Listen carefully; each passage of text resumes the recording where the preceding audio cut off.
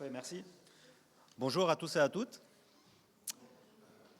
Je vais commencer par me présenter rapidement. Je suis Khaldun Serral, je travaille chez IBM France aujourd'hui. Je suis en charge des projets de transformation digitale, sachant que c'est un processus que j'ai déjà commencé 15 ans avant.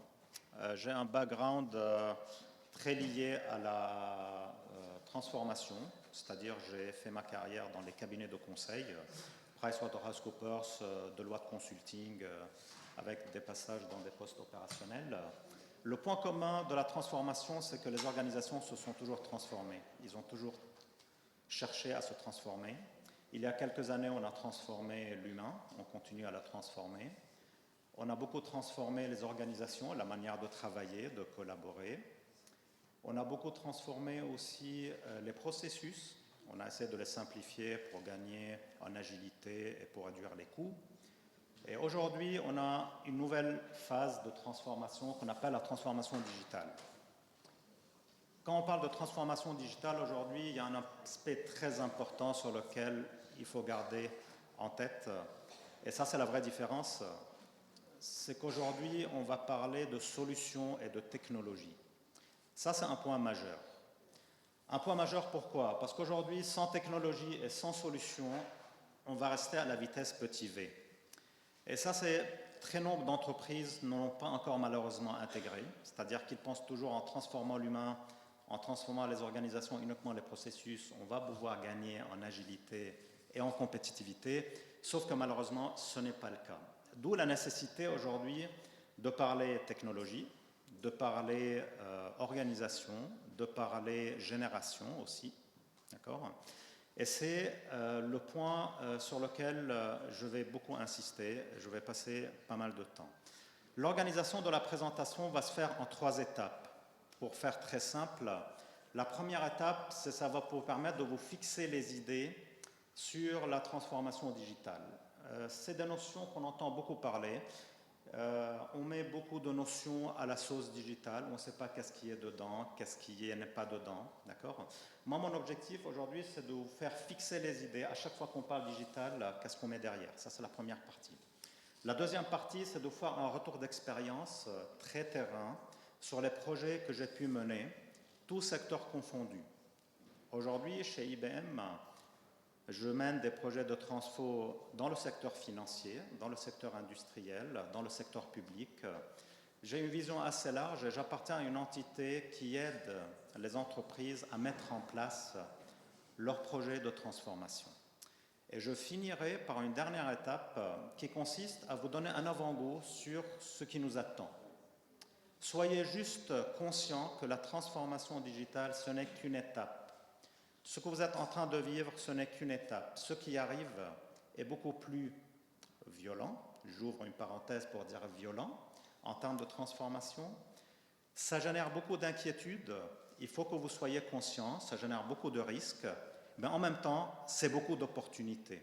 Et les entreprises qui seront sautées dans la piscine, même en ayant froid, vont pouvoir gagner en compétitivité. La clé, elle est là.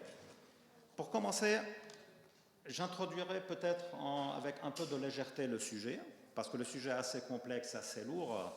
Je vais apparenter le sujet à un effet papillon. Pourquoi un effet papillon? Pour la simple, unique raison, c'est que la chenille, elle ne se pose pas la question si elle veut devenir papillon. Aujourd'hui, les entreprises ne se poseront plus la question s'ils prendront le virage digital ou pas. C'est une question qui est actée. Tout le monde doit prendre le virage digital. Sinon, c'est la disparition. Ça, c'est un premier point très important. Deuxième point, dans ce virage digital, l'effet papillon, c'est quand même se transformer de l'intérieur, c'est-à-dire avoir suffisamment de force et suffisamment de capacité interne pour prendre du recul, se transformer de l'intérieur pour pouvoir s'ouvrir vers l'extérieur. Et sous tout le processus des entreprises aujourd'hui, qui avant de se transformer de l'extérieur et s'adapter au marché, doivent faire un travail intrinsèque à l'intérieur. Ça commence quand même à l'intérieur. Et c'est là où on va introduire un peu de chiffres pour dire qu'un projet de transformation, dans son ensemble, c'est 30% d'efforts vers l'extérieur. Et c'est 70% en intérieur. Et c'est là où les entreprises doivent prendre conscience, c'est que faire des applications mobiles, c'est très bien. Partir, draguer les clients et les consommateurs, c'est très bien. Mais ça va coûter plus d'argent que ça va en rapporter. Là où ça va commencer à rapporter de l'argent pour les entreprises, c'est quand ils vont commencer à transformer l'entreprise de l'intérieur. Et ça, c'est un travail qui n'est pas évident. Voilà. Derrière, on va essayer de comprendre pourquoi aujourd'hui on a cette transformation. Pourquoi ça arrive aujourd'hui et ce n'est pas arrivé il y a 10 ans? Est-ce que vous êtes déjà posé cette question? Pourquoi maintenant, en 2015, 2016, 2017? Pourquoi pas il y a 10 ans? Imaginez qu'on met en place tous ces outils digitaux aujourd'hui dans la main de nos parents, de nos grands-parents. Qu'est-ce qui se passerait? Pas grand-chose. Pas grand-chose. Ils ne sauront pas les utiliser. Un point très important. C'est-à-dire qu'on a un effet générationnel extrêmement important. Aujourd'hui, c'est vous, c'est vos enfants, c'est cette nouvelle génération qui arrive sur le marché qui est très importante. Et la génération, on va l'appeler la génération des 4C. C'est quoi la génération des 4C? C'est une génération qui est très curieuse, qui communique, qui collabore et qui consomme. Et les entreprises vont s'intéresser à cette nouvelle génération. Deuxième point très important, c'est la convergence. Aujourd'hui, on est à la croisée des chemins de plusieurs phénomènes. Pour faire simple, on va parler de 3 phénomènes. On a un premier phénomène qui est un phénomène générationnel, sociologique. Deuxième phénomène, on va parler de l'aspect économique, c'est-à-dire qu'on est dans une crise et le marché se transforme et les économies se transforment. Ça, le deuxième phénomène. Et le troisième phénomène, c'est la technologie. C'est que la technologie, elle est prête. Aujourd'hui, nous sommes prêts. La technologie avance. Et à votre avis, qui fait avancer la technologie? C'est l'humain. C'est l'humain qui fait avancer la technologie. Mais pourquoi la technologie avance à ce rythme-là? Pourquoi ça avance? Parce que la génération est là aussi. Parce que la génération est prête. Et c'est pour ça qu'on va dire qu'on est à la croisée de 3 chemins, un phénomène économique, un phénomène générationnel et un phénomène technologique. Voilà. Si on va partir plus en détail, là on va commencer à rentrer plus en détail, premier point, c'est le point générationnel. La nouvelle génération des 4C, ou bien la génération Y qui est née entre les années 80 et 90, c'est elle aujourd'hui qui est présente sur le marché.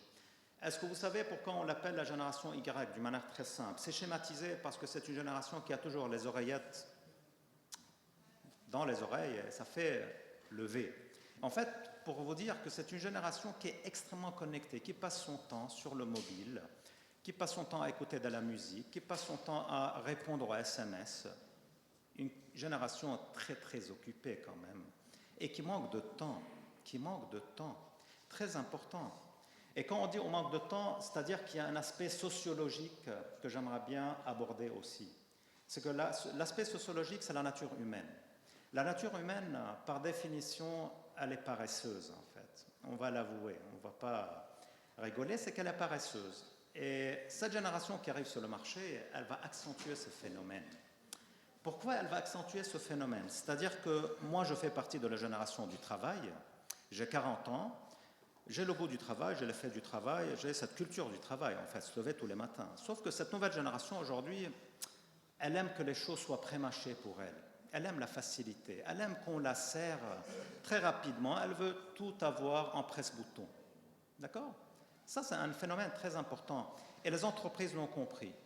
Les entreprises l'ont compris. Deuxième phénomène sociologique, c'est l'aspect égocentricité. L'humain est égocentrique par nature, c'est-à-dire qu'il aime bien se montrer, qu'il aime bien se faire voir, qu'il aime bien raconter un peu sa vie, là où il a été, les vacances, poster des photos. Et là, on a créé des réseaux sociaux pour ça. On lui a dit, très bien, tu aimes bien te montrer, toi, nouvelle génération, on va te créer ce qu'on appelle les réseaux sociaux et ça va être ta vitrine. La vitrine, ça va être ça. Tu vas pouvoir exposer ta vie dessus.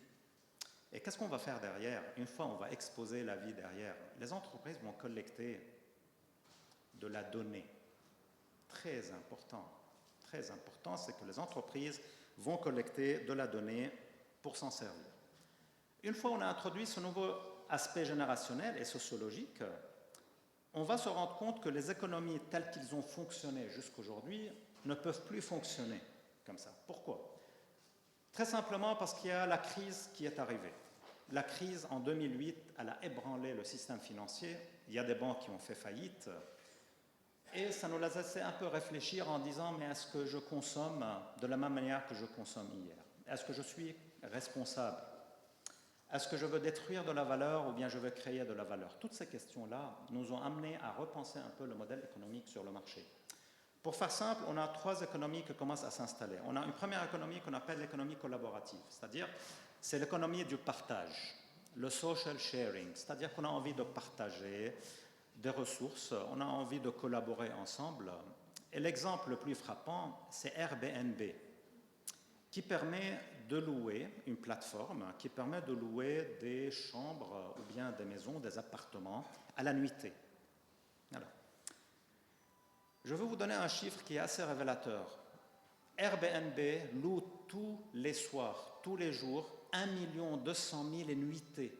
Elle vend 1 200 000 nuitées.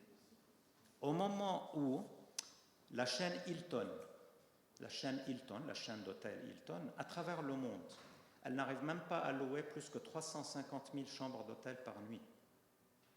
Vous voyez le rapport? Il y a un rapport de 4. D'accord?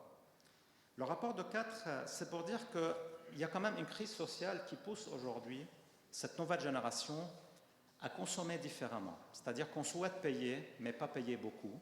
On souhaite payer avec la souplesse, c'est-à-dire que je veux avoir la souplesse de payer quand je veux, là où je veux. D'accord? Et pour favoriser ça, vous imaginez très bien que ce n'est pas uniquement des échanges de mails, c'est quand même des plateformes qui vont créer ce qu'on appelle l'intermédiation. C'est des intermédiaires. Airbnb, elle va taxer 3% sur le montant du propriétaire et entre 6 et 12% du locataire, c'est-à-dire qu'ils se font 10% de marge en faisant presque rien, c'est juste de l'intermédiation. Alors, ça, c'est le premier phénomène économique qu'on appelle l'économie collaborative. Deuxième forme d'économie, c'est l'économie circulaire. Et là, pour faire simple, l'économie circulaire, on va dire que c'est une économie responsable. L'économie responsable, c'est-à-dire qu'on va plus se soucier de l'écologie, on va se soucier du développement durable, on va essayer de consommer en préservant la planète. De manière très simple, vous connaissez très bien que dans les produits électroménagers, on a le phénomène qu'on appelle l'obsolescence programmée.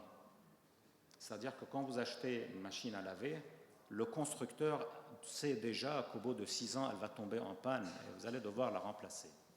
Aujourd'hui, on va construire les choses différemment. On va les construire de manière à les rendre durables, à les rendre transmettables, c'est-à-dire qu'on va les transmettre et on va essayer d'augmenter la durée de vie de ces produits-là, dans une logique vraiment très sociale, très responsable, développement durable.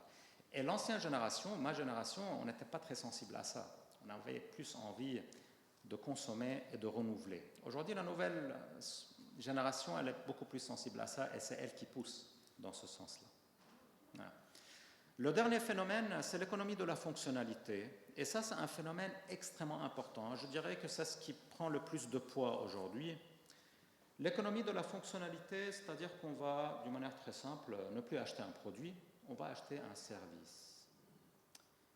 Aujourd'hui, quand vous prenez un taxi, c'est que ou bien vous n'avez pas votre voiture, ou bien vous ne voulez pas acheter votre voiture. Vous achetez un service de transport, de manière très simple. Sauf que la nouvelle génération n'est plus capable de payer, elle ne veut plus payer pour que ça ne consomme pas. Pourquoi demain payer une prime d'assurance si vous utilisez votre véhicule uniquement le week-end? Pourquoi payer une prime de risque qui est très élevée si vous êtes quelqu'un qui conduisait avec responsabilité? C'est pour ça qu'on a créé au sein de compagnies d'assurance le phénomène de dire « you pay how you drive, you pay as you drive », c'est-à-dire on va payer à la conduite, on va payer au kilomètre. Michelin, l'entreprise Michelin qui construit des pneus, qui fabrique des pneus, aujourd'hui elle vend des kilomètres de pneus. Elle ne vend plus de pneus pour les entreprises. On vend des kilomètres de pneus, c'est-à-dire vous faites 20 000 kilomètres, 100 000 km, vous payez à l'usage du pneu. Et c'est une formule extrêmement intéressante. Sauf que ces entreprises-là qui rentrent dans des économies de fonctionnalité doivent pousser jusqu'au bout le process. Je m'explique, c'est-à-dire le risque, il est principalement financier. Vous prenez une entreprise comme Michelin qui vend des pneus au kilomètre. Supposez que vous lui commandez un pneu et vous avez une crevaison. Vous ne savez pas que votre employeur a souscrit un contrat au kilomètre. Vous appelez votre correspondant au sein de Michelin, que vous connaissez depuis 15 ans, et vous lui dites « Passez-moi une commande de 4 pneus nouveaux ». Sauf que la commande, elle va être bloquée, parce que votre contrat n'est pas un contrat d'achat de pneus, c'est un contrat de service. Et là, un exemple très concret, c'est que toute l'organisation au sein de l'entreprise doit suivre aussi bien la partie commerciale que la partie comptable, que la partie back-office. Voilà.